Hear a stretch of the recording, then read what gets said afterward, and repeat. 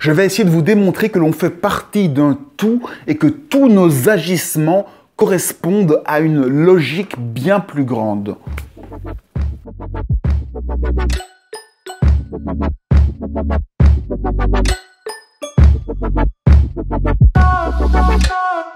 Alors, j'en ai déjà parlé, mais je vais essayer de mieux vous l'expliquer, parce que pour moi, c'est quelque chose d'important.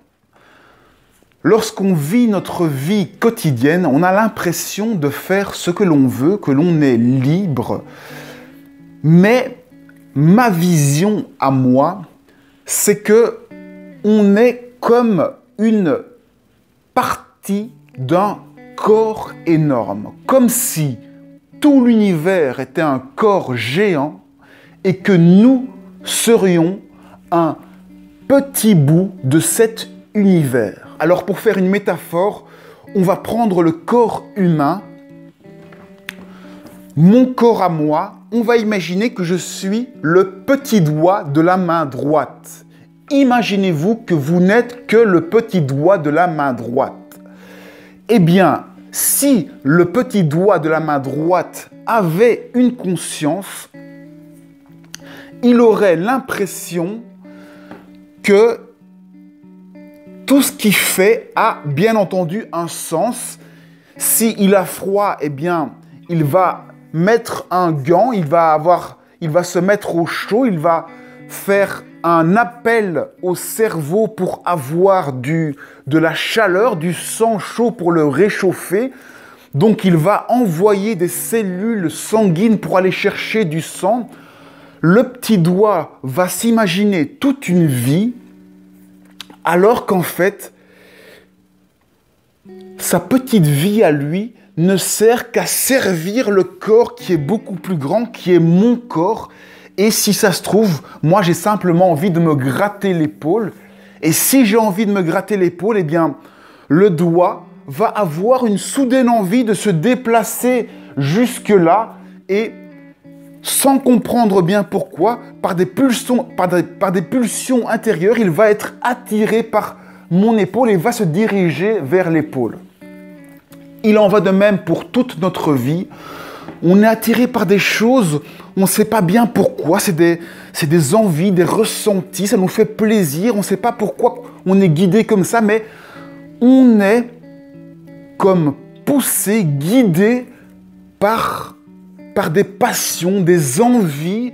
On a tous des dons, des capacités, mais si ça se trouve, tous ces dons et ces capacités, c'est juste les dons qu'aurait le doigt ou les cellules sanguines d'acheminer le sang ou l'information d'un endroit à un autre, et on ne fait que répondre finalement à des stimuli qui sont bien plus grands. Si ça se trouve, nous sommes le guide de notre doigt.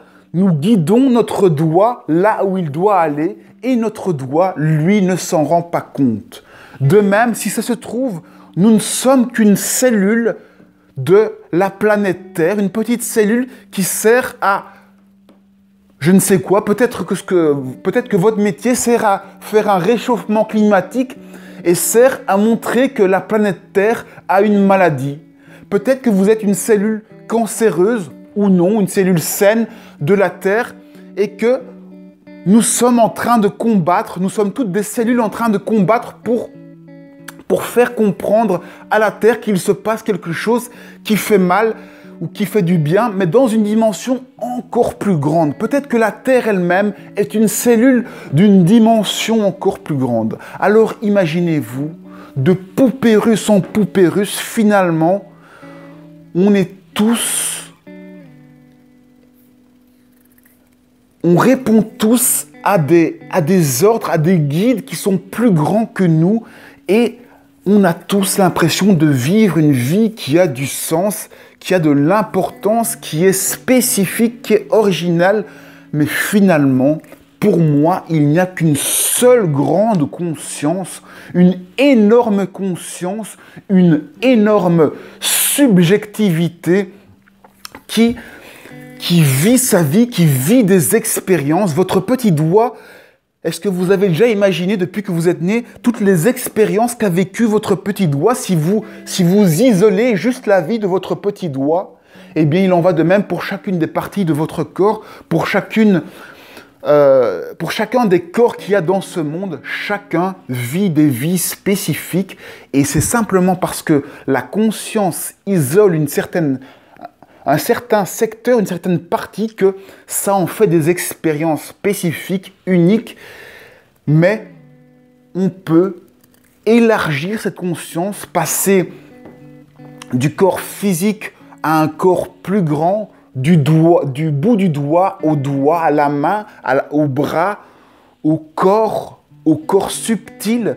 Tout ça, ce sont des poupées russes et on peut grandir en conscience simplement en faisant de l'introspection, en prenant le temps de comprendre ce qu'est cette conscience.